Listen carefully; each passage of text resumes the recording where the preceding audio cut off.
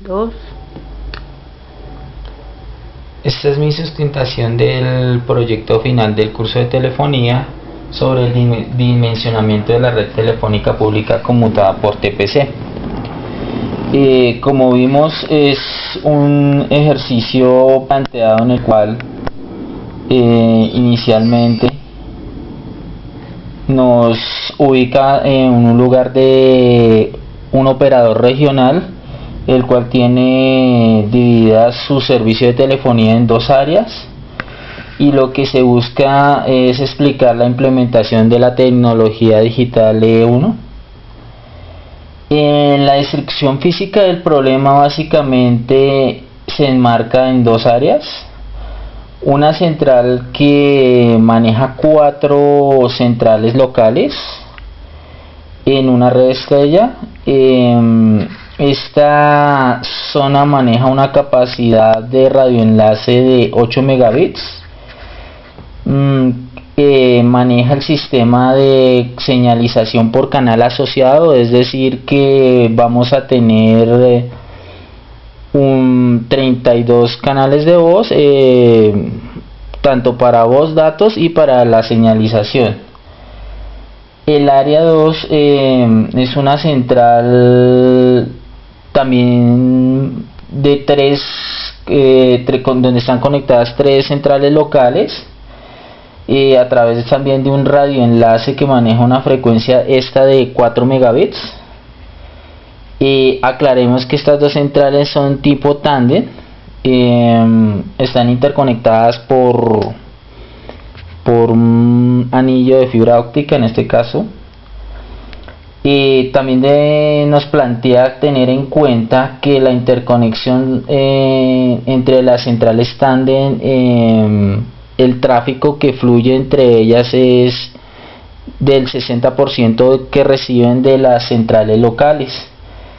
Las condiciones de la conexión entre las centrales tándem especifican una velocidad de 155 megabits y una troncal 63E1, y se maneja una señalización por canal común. ¿Qué debemos de tener en cuenta en el momento de iniciar el análisis del caso? Bueno, como todo proceso de comunicación mediante transmisión y procedimiento de protocolo, debemos de tener en cuenta el tipo de señalización que se va a utilizar, que en este caso inicialmente de las centrales, como aclaramos, de las centrales locales a las centrales tándem va a ser por canal asociado, y entre las centrales tándem va a ser por canal común. Tenemos que tener claro que también una trama E1 multiplexa 30 canales de 64 bits por segundo en una trama de 2.48 megabits por segundo. Ambas tramas incluyen, además de los canales de información, de sincronización y señalización. Bueno, las consecuencias de un mal dimensionamiento de la red pueden causar un mayor sobrecosto en la implementación, de lo que redundan en en pérdida de competitividad para el proveedor.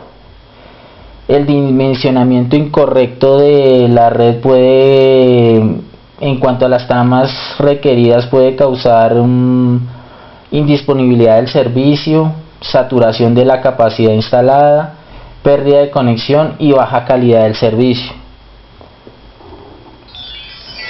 Para hacer los cálculos correctos del dimensionamiento debemos tener claro algunos conceptos básicos antes de empezarlo a hacer, como es inicialmente el RRNIN, que esta es la unidad de medida del tráfico, que puede ser definida como uso de todos los recursos divididos por el tiempo total de la medida. La probabilidad de bloqueo, bueno, esta más o menos define la probabilidad que un cliente se le niegue el servicio por falta de recursos. Para este caso vamos a manejar el 1%, quiere decir que un cliente de cada 100 tiene la probabilidad de quedarse sin servicio en el momento en que la red presente saturación. La hora pico es la carga que soporta un sistema que varía muchísimo con base en la hora, el día y el día de la semana en que más está congestionada la red. El grado de servicio GOS, que es el grado de servicio que está directamente relacionado con la probabilidad de los bloqueos de la red cuando está en su máxima utilización. Estos conceptos son previos antes para tener claro cómo funciona los cálculos e-learnings que se implementan en este ejercicio. En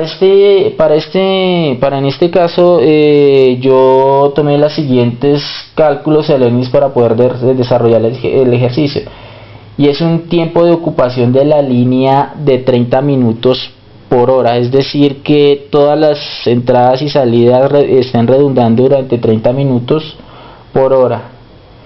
Ese tiempo de estudio de monitoreo es de 60 minutos. Los circuitos de voz disponibles, pues como vimos, las dos centrales reciben de las centrales locales por canal común, entonces vamos a manejar 32 canales. El porcentaje de conexión de toleradas por llamadas no atendidas, aclaramos que es del 1%, y esto nos permite manejar un VATH o el e-learning del 16E, que es la base que vamos a tener. Esta, como la calculamos, asumimos entonces que son 32 canales de voz por 30 minutos de uso y lo dividimos sobre los 60 minutos. Eso nos da la variable de e-learning que observamos acá. Este es el diagrama general de la red del proveedor, donde vemos específicamente las dos centrales tándem conectadas por el anillo de fibra óptica. Aclaramos que aquí el ejercicio nos propone que va a haber una comunicación, un tráfico solamente del 60% del tráfico que reciben las centrales de las centrales locales, y el otro 40% saldrá hacia la red pública.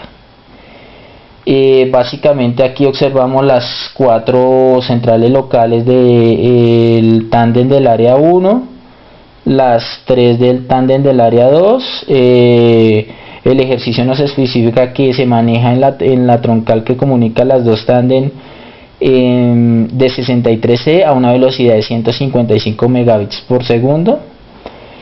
Los radioenlaces que conectan a las centrales locales con la tándem, en este caso del área 1, manejan una velocidad de 8 megabits, y para el área 2 manejan una velocidad de 4 megabits. Bueno, básicamente ya con esto y con los datos iniciales que nos dieron, podemos calcular inicialmente las tramas y posteriormente las troncales que se requieren para el funcionamiento de la red. En esta primera gráfica, en esta tabla de dimensionamiento, vemos el análisis que se hace del el cálculo requerido para la señalización del área 1. Entonces, como vemos, básicamente acá están las 4 centrales locales. Con los datos iniciales calculamos el número de tramas, sumando el tráfico entrante como el tráfico saliente, y aquí obtenemos los resultados que se aprecian en la tabla. A partir de esta sumatoria podemos calcular los enlaces E1, que para este caso nos dan inicialmente para la central 1 de 7, para la central 2 de 13, y para la central 3 de 19, y para la central 4 de 10. A partir de eso calculamos los canales de voz que se aprecian en esta parte de la gráfica, los canales de señalización y canales framing. Como dijimos, el estudio de factibilidad lo vamos a manejar con un tiempo de ocupación de 30 minutos que se aprecia en esta casilla. Aquí es donde empezamos a operar el cálculo con la calculadora de Leerling. Partimos de partimos del learning que dijimos que vamos a manejar básico, el BHT que iba a ser de 16, lo incluimos en la calculadora y con el 1% de colisión o de falla nos arroja las líneas que se requieren, que en este caso se aprecian acá. A partir de eso podemos hacer un cálculo estimado de las troncales que se requieren en el momento de la saturación, que son las que apreciamos en estas dos últimas casillas. Esta es la tabla de la segunda central tándem. Aquí observamos las tres centrales locales, lo mismo calculamos las tramas con la sumatoria de las entrantes y salientes, de ahí definimos los enlaces. Lo mismo hicimos los cálculos de manejando 30 minutos con el BH usando la calculadora de Learning de 16 para que nos arrojara las líneas requeridas y más o menos el cálculo de los E1 requeridos para el momento de saturación. Bueno, ya basándonos en los cálculos obtenidos a partir del análisis que hicimos en las dos centrales tándem y la conexión de las centrales locales, hacemos ya un análisis sobre la conexión digital a través del anillo de fibra óptica que vimos entre las dos centrales tándem. Es importante tener en cuenta que aquí el ejercicio nos plantea que solamente el 60% del tráfico redundante entre las centrales locales y las centrales tándem se va a transmitir de una central tándem a la otra, y el otro 40% saldría hacia la red pública.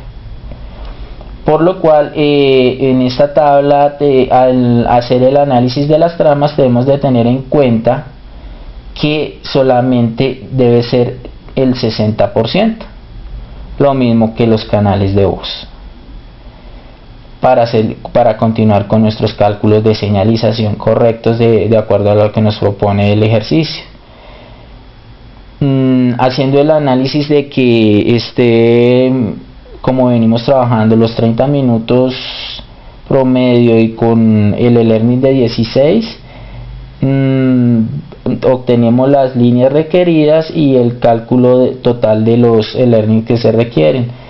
Acá en total podemos obtener que, digamos, para el 60% del tráfico que va a redundar entre las dos centrales tándem, pues realmente se manejaría un 46 E1, teniendo en cuenta que el ejercicio nos propone que la conexión máxima que soporta esta conexión es de 63 E1 a 155 megabits.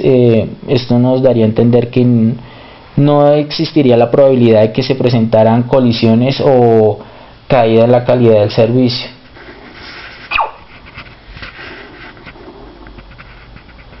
Bueno, esto nos basamos para hacer estos cálculos en la calculadora e-learning online y en el dimensionamiento de recursos de arquitectura de servicios de telecomunicación que fue consultada a través de la webgrafía. Gracias por su amable atención y que pasen un excelente día.